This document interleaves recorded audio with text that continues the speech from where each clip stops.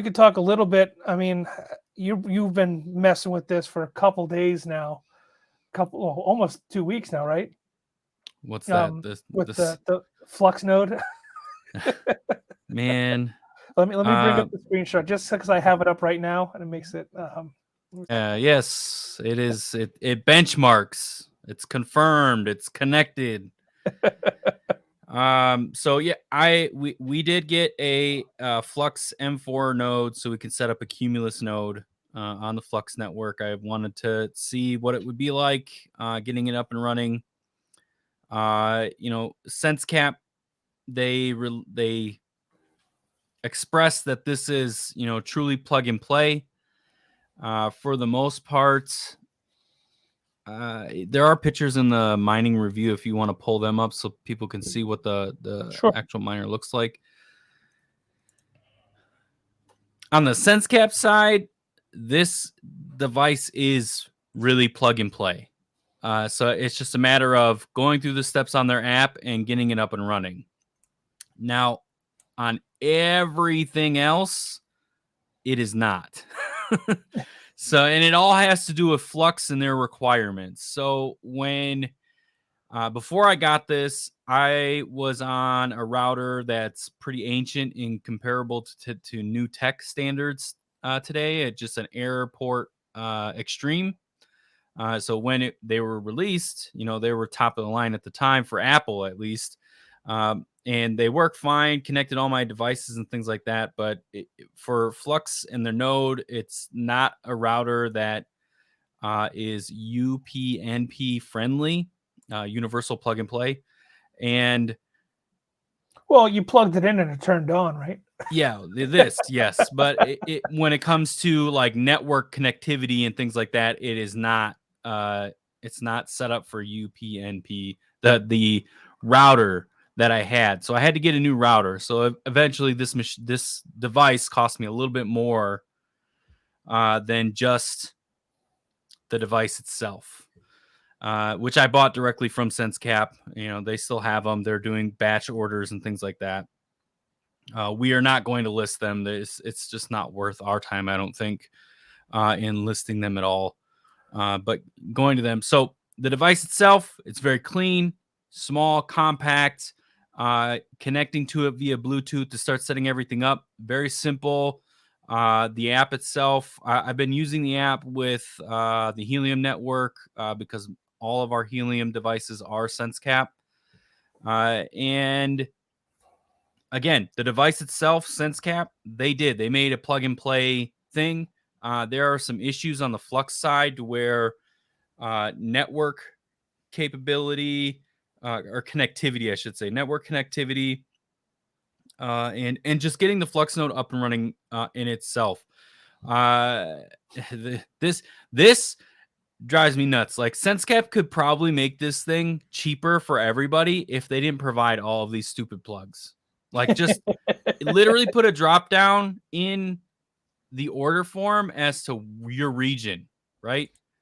Each region has their own little thing, so that they just gave you this universal plug, and you got to click in which one is formatted for you. So now I have a bunch of spare plugs. So I guess I could take this, to Europe and plug it in, and then, which I don't know why I would do that. Yeah, I'm just gonna walk around, the world at this point, or fly around the world, and I'm gonna just plug my node in wherever. Either way, one thing that I would say with this device is it comes with a little pamphlet. I would read through it thoroughly. I just plug things in and try to boot them up. So I had trouble initially because I don't like to read instructions. You have to put everything. Yeah, you have to put everything in the port 2, which is for the Ethernet. Not port 1. Port 2 is the one right next to the HDMI connector. So just a note for that. There are videos out there like Moto Tech and things like that, and other YouTubers that go through a full walkthrough on how to set this thing up. And again, it literally it takes a couple minutes in the app until you get to the Flux side of things. Hopefully check to see if your router is UPnP compatible. because you are going to need that. If it's not, you need a new router. So just keep that in mind. And then on the network side of Flux, you have to have ports open. Like I don't have any other nodes connected anywhere where I have this set up. And typically, if you have more than one node, you have to start looking at port forwarding. I think this may be just like a SenseCAP thing to where you probably you just need to set up port forwarding regardless. So looking into doing the port forwarding,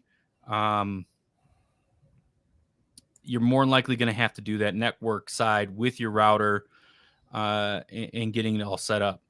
And then another keynote is, so I kept seeing these posts when people are setting up their Flux node, like, hey, you need to transfer 1,000 Flux to yourself in order to set this up. And I was kind of overthinking that. Like, how do you transfer 1,000 Flux from a wallet that you have to a wallet to the same wallet? Like, I was overthinking a little bit. And in Zelcore, when you're doing this, like you just basically do it from like you set up one wallet, and which would be like payments or whatever. You know, they start you off with like a whole bunch of tiers of different wallets, but you can set up like a separate one, put it into, transfer it from one of that to another one. The system will see that you did 1,000 Flux even. The Flux node system will, and then you'll be able to start linking things together to put the information into the app. It's hard to explain when I'm just talking about it, or like visualize, I guess. Hard to visualize, but it is. Again, go watch like videos like Moto Tech, things like that, because I'm not going to go through the whole walkthrough. It's tedious. It's tedious. And these guys did a perfect example in getting it up and running. And if you watch Moto Tech's video, he has the same issue that I have at the very end of the video. He just doesn't go into it. You see the error, but he doesn't go into it. So he's just showing you how to do step by step through the app to get it up and running. And he does the basic stuff. So at that point, once you get to where he finishes his video, it's all network issues at that point, getting connected to the Flux OS network. And if you guys end up getting a device like this and you have trouble, like we always say, we're here to help. So just reach out. I've done it. We're connected. We have not gotten any rewards from it yet because I literally got it connected last night. I text John. I'm like, it's connected. Like literally been working on it forever, and it's been so annoying. So it's not plug and play, is what you're saying. The device is plug and play. Flux is not plug and play. So that's just keep in mind. So people getting frustrated because I'm in SenseCAP's Discord and people are trying to troubleshoot this along. I was one of them posting like, dude, I'm connected. I have ports open. Why the fuck isn't it connecting? So on and so forth. The device itself is very plug and play. You turn it on, connect the app, go through their steps. Good to go. You don't have to mess with the SenseCAP anymore. It's all Flux at that point. And then it's making sure your router's right, making sure you have your ports opening. And you start the node in Flux, and then just rolling through.